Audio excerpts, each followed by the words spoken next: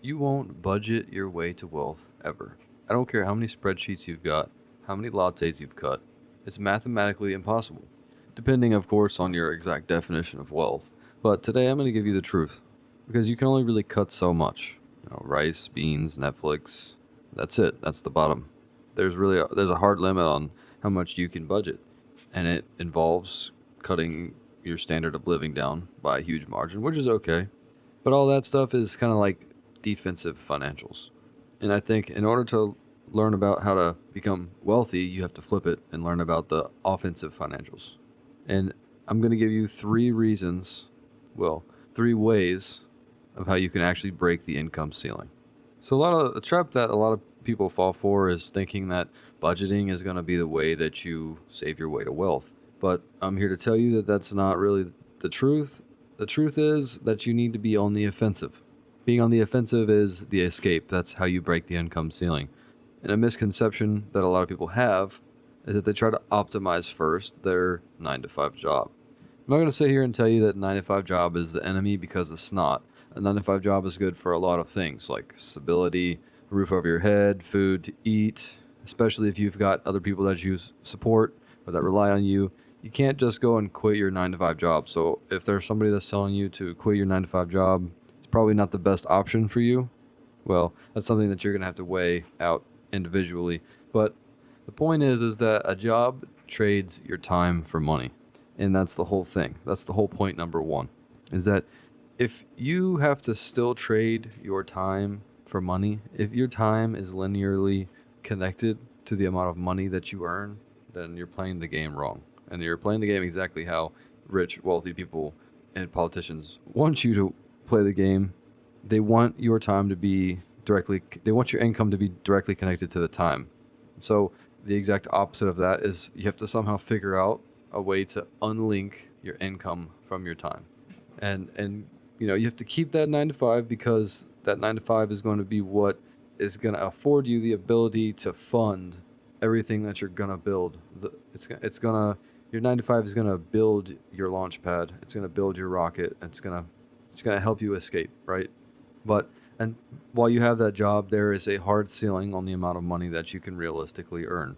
You've only got 24 hours in a day. There's only so much that someone's going to pay you to do certain things.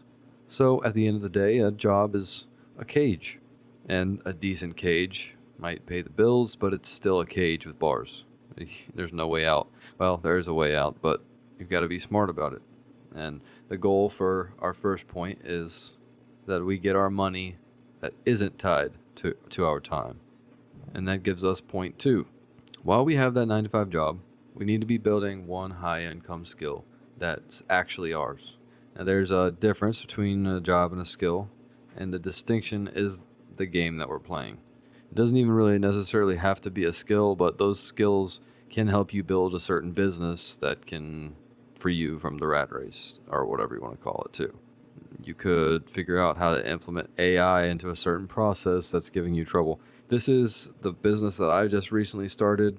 I've been working on for about 6 months now, and I just recently hit 3,500 members signed up, and about 150 are paying for that service now. So my monthly recurring revenue is around $1,500 a month from that business, and all I did was basically implement AI into a system that had been extremely outdated for a long time.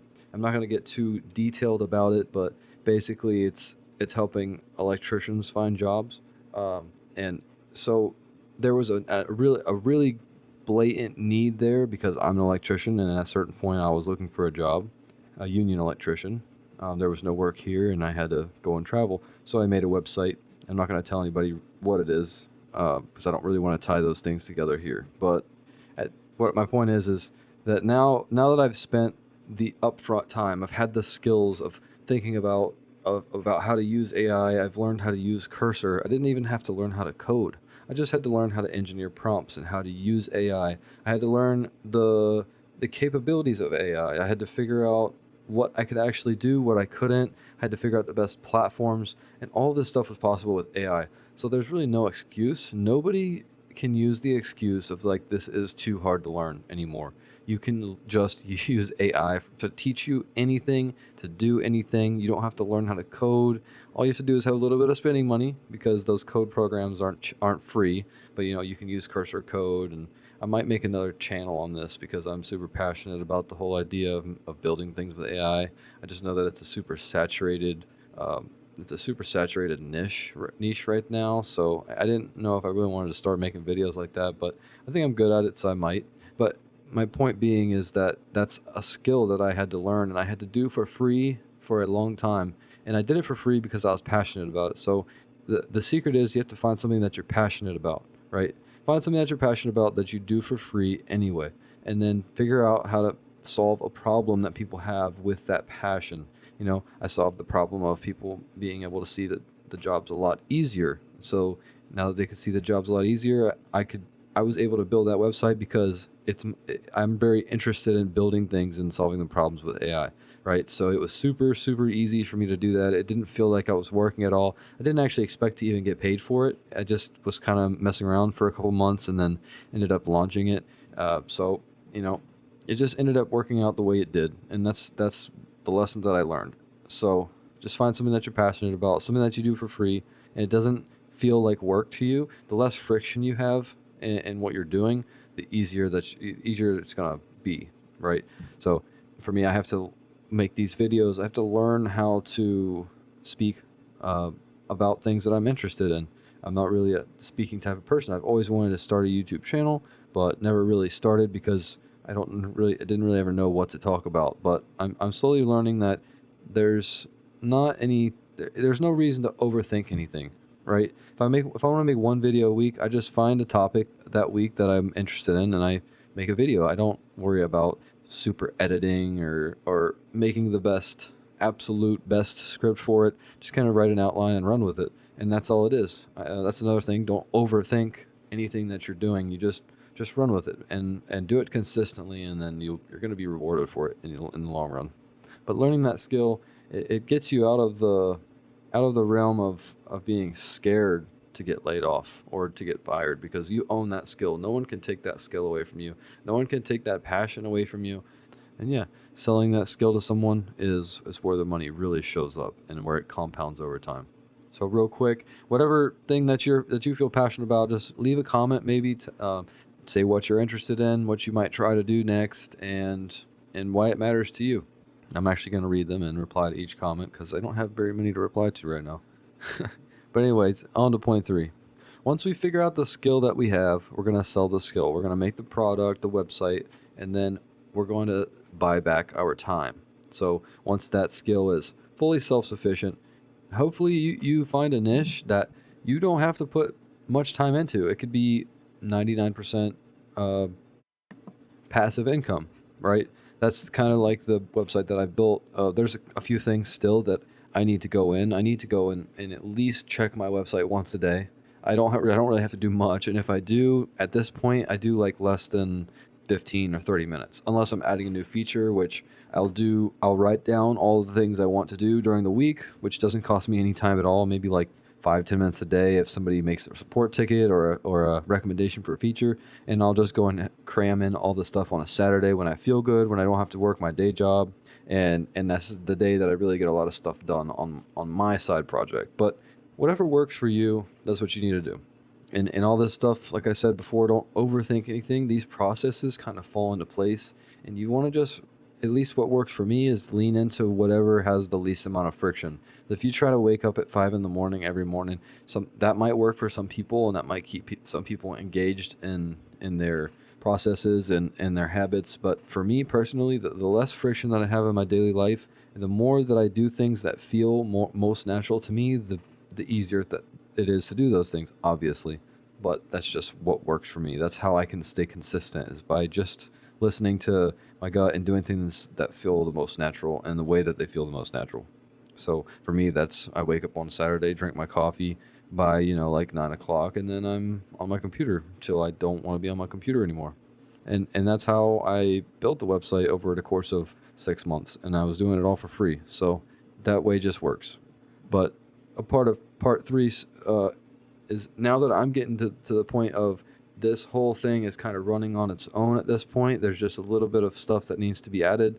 At this point, I can then buy back my time. And what I mean by that is I can hire someone to do the work for me. Now, right now, I don't feel the need to do that in mine because it's not making that much money yet, and it doesn't cost me much time at all to keep it running. And at this point, I want to have more control over the business myself. But down the road, maybe if it ends up going down to it grows from 1,500 monthly revenue to 10,000 monthly revenue, maybe I'll find somebody that can part-time for maybe like $1,000 or $2,000 a month, can log in for a couple hours a day and give me a summary, and all I have to do is talk to them and they can tell me if anything goes wrong. I can go and then manage the servers myself or even train them on how to do it. And with AI, you could literally make their own little manager page for your website. You can give them the ability to do all of this stuff in a safe panel built with AI. It's absolutely crazy the things that you can do. The sky is the limit, and AI is like the ultimate equalizer nowadays when it comes to things like that. But yeah, basically that's it. That's the answer. Point 3, you have to buy your time back. You have to hire your people, build your systems, hire your people, and then teach someone else to run what you figured out. That's it. That's the leverage. That's how you break the ceiling. That's the answer to the video. You can log out now. No, but yeah, just to recap, your job funds your skill, the skill becomes a service, and the service becomes a system, and then you teach somebody else how to do that. Right now, your day job is literally the step 3 for someone else. You're funding the system for someone else's dream, and you just have to do that for yourself, and then you're going to make it. We're all going to make it, right? And we just got to ground ourselves here in the truth of why we're doing this. It's not so that, at least for me, it's not so that I can go and buy a Porsche, right?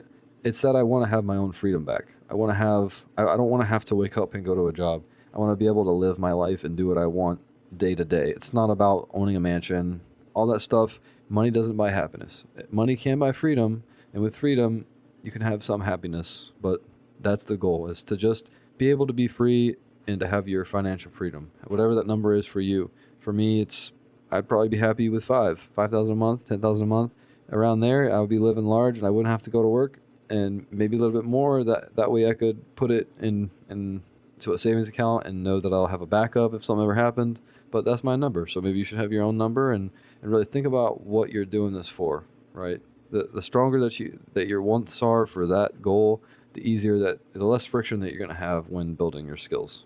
And you're either right now going to be listening to me, and either you're going to know that this is what you want, or you're still going to be okay with working your job, right? For me, this all started when I was a lot younger, but it didn't really click for me until I had been laid off from a job and I was out of work for a month or two.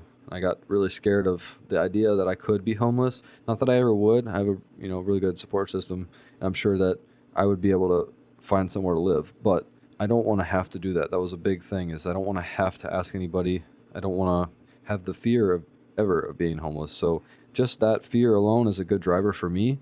And also now that I have my job, and it's a good job, the positive drive for that is so that I can have my freedom back, my time. Anyways, today that's all I got for you. If you made it this far, drop a like down below, and I'll see you on the next one.